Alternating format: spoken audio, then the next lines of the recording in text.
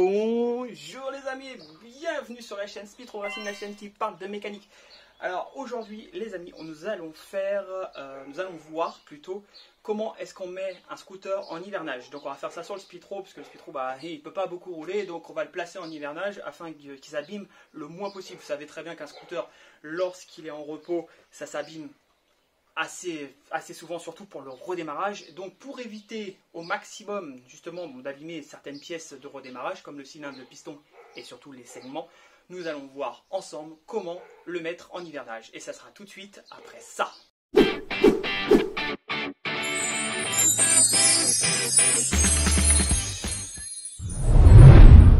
Alors la première chose à faire les amis, avant de remiser votre scooter au garage, c'est d'abord vidanger l'essence du scooter. Donc on retire la durite. Je me suis fait une petite rallonge ici, je mets ma durite là, ici ensuite la durite dans le réservoir, et j'ouvre le réservoir, j'ouvre le robinet, là, je laisse l'essence s'écouler tranquillement.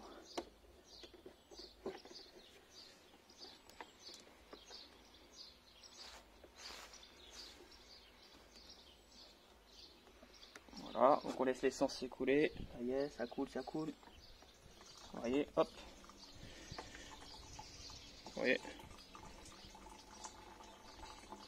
Donc on laisse l'essence s'écouler tranquillement. Ensuite quand on arrive vers la fin, on penche le scooter de façon à vraiment vider complètement le réservoir. Vous voyez là j'avais plus rien quand il était de l'autre côté, et maintenant j'en ai plein.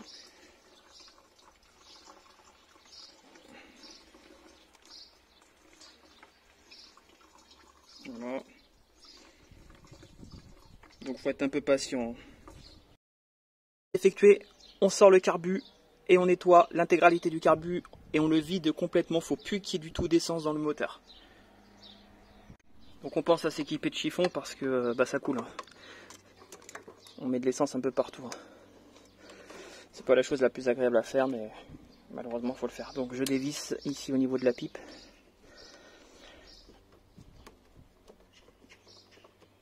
Voilà, le carbu sort. Et ensuite je vais venir dévisser là pour sortir le boisseau et ensuite démonter le carbu correctement. Hop. Alors, hop, on l'ouvre.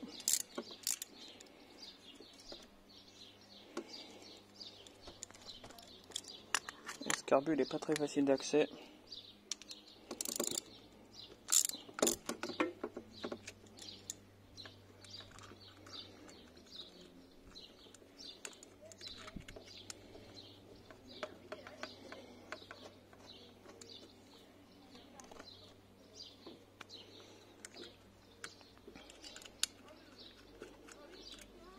On met les vis de côté, on les perd pas, parce qu'après on va le remonter une fois qu'il sera nettoyé.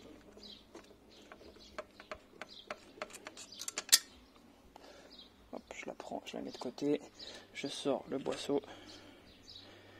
Et maintenant on va faire le nettoyage carbu. On va l'ouvrir.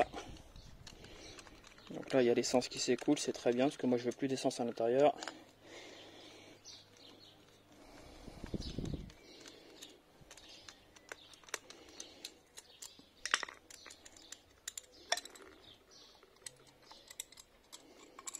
Voilà, on retire la cuve. Ensuite on vient utiliser l'essence qui a coulé pour nettoyer l'extérieur s'il y a besoin. Il n'y a pas forcément toujours besoin. Là je mets un petit coup vite fait. Il est un petit peu sale.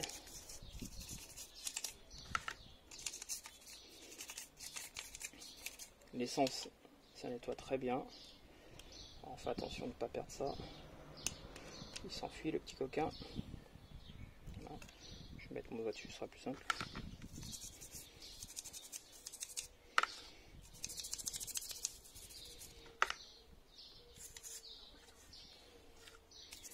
Donc le but c'est quand un scooter est en hivernage, le but c'est qu'il n'y ait plus d'essence à l'intérieur du scooter pour éviter justement que déjà l'essence elle sera plus bonne le jour où vous allez le réutiliser, puisque ça a une durée de vie. Le taux d'octane aura beaucoup trop baissé. Donc le but c'est justement de pouvoir repartir avec de l'essence très propre. Et surtout ne pas avoir un dépôt d'essence trop important à l'intérieur du moteur et à l'intérieur du carburateur, ce qui pourrait faire avec le temps un espèce de dépôt très épais et donc d'abîmer le moteur au redémarrage. Donc il faut que vraiment tout soit nickel. Donc bref, ça je vais arrêter de le filmer parce que ça sert à rien. C'est un nettoyage classique, on démonte les gicleurs, on les nettoie correctement, on met un coup de soufflette dans le tout, on laisse sécher correctement le carburateur avant de le remonter. On va passer à l'étape. Dernière étape, démontage de la bougie en dessous. On la nettoie entièrement. Et si elle est trop abîmée, on la change pour le prochain démarrage. Donc on retire l'antiparasite. Donc là c'est pas comme un booster, c'est difficile à voir. Même moi j'ai du mal à accéder.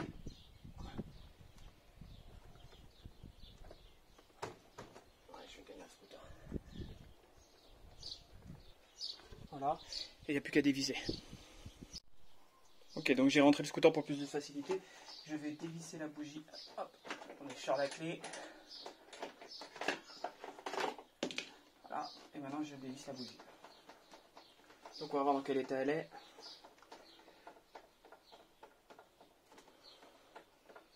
Donc c'est un gros culot, hein, donc c'est très long. Hop. Donc voilà. Ok, donc je vais faire un zoom, enfin, voilà, vous voyez.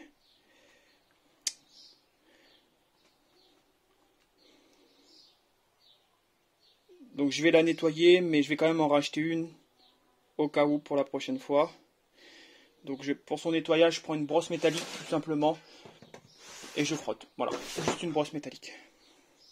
Voilà, donc je prends ce type de brosse. Donc déjà, je l'essuie.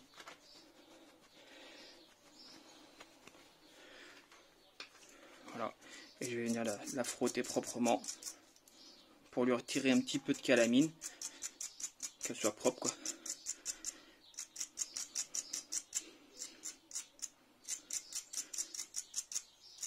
Et je vais la remonter après dans le cylindre, mais sans la visser en fait. Enfin, je vais juste la visser à la main, sans la visser à la clé. Après la sortie d'hivernage, il faudra bien évidemment, donc soit la changer si vous voulez la changer, soit la revisser au maximum. Moi je la visse pas parce que je sais très bien qu'au cours de l'hiver, je vais refaire des joints à droite à gauche, donc ça sert à rien que je m'amuse à la visser. Voilà, donc là, je sais pas si on arrive à voir. Voilà, vous voyez, elle est propre. Donc je la change extrêmement régulièrement. Et enfin, moi, la dernière chose que j'ai à faire, vous ne l'avez pas, c'est la purge du système NOS. Donc je vais le purger entièrement pour pouvoir vider la bonbonne et éviter d'avoir un stockage de NOS au niveau de l'hiver. Donc toute dernière chose à faire, si vous voulez mettre en hivernage votre scooter plus de 3 mois, débranchez la batterie qui est ici. Donc moi je ne la débranche pas parce qu'en fait, vous voyez, j'ai le système de recharge ici. Voilà, donc en plus là je suis à 0 comme vous pouvez le voir. Et ben je la recharge régulièrement je la laisse se décharger vers 0 comme ça, sans jamais tomber en panne de batterie, et je remets de la charge une fois qu'elle est à 0. Donc ça me permet d'avoir une batterie toujours impeccable au lieu de la débrancher et puis après je suis pas sûr qu'elle redémarre. Mais en tout cas, pour être sûr, enfin pour avoir le moins de problèmes possible, débranchez votre batterie lors de l'hivernage. Toute dernière chose que j'ai oublié de vous dire, on bouche tous les trous qui donnent accès au moteur. Donc si vous laissez votre pipe sans carbu, vous la bouchez. Ici, l'échappement, vous le bouchez. Ça évite que des insectes viennent à l'intérieur et remontent au niveau du moteur et d'avoir des soucis, je sais pas, d'avoir des trucs bouchés, enfin bref. Ça évite les problèmes. Voilà, vous bouchez tous vos orifices. Et voilà les amis, la vidéo est déjà terminée. Comme tu as pu voir, le mode hivernage est relativement simple à faire. Bon, c'est fastidieux, il y a pas mal de choses à faire. Il ne faut pas oublier de le faire, c'est important pour un redémarrage en toute sérénité. Et encore, même malgré ça, des fois, le redémarrage est un petit peu compliqué. Si après, ce que tu peux faire, si tu as le courage et si tu en as l'envie, le mieux c'est pendant l'hiver, tu démontes l'ensemble de ton haut moteur, tu changes les joints, tu graisses un petit peu avec de la pâte grasse. Tu changes ta bougie et le mieux c'est de changer la segmentation. Comme ça tu repars sur une saison avec une segmentation toute propre, tu fais une vérif de ton cylindre, etc. Voilà. Tu peux aussi vidanger ton liquide de refroidissement. Bon, moi ça je le fais pas parce que je sais que cet hiver je vais probablement démonter le cylindre, donc je le ferai à ce moment-là. Pour le moment il n'y a pas d'urgence. Voilà les amis, la vidéo est déjà terminée. Je te souhaite une bonne nuit ou une bonne journée selon l'heure où tu regardes ma vidéo. Mais comme je sais que vous regardez beaucoup mes vidéos pendant la nuit, je te souhaite une bonne nuit. N'hésite pas à lâcher un pouce bleu si la vidéo te plaît. Et on se dit à très vite pour d'autres vidéos. Allez, salut les amis.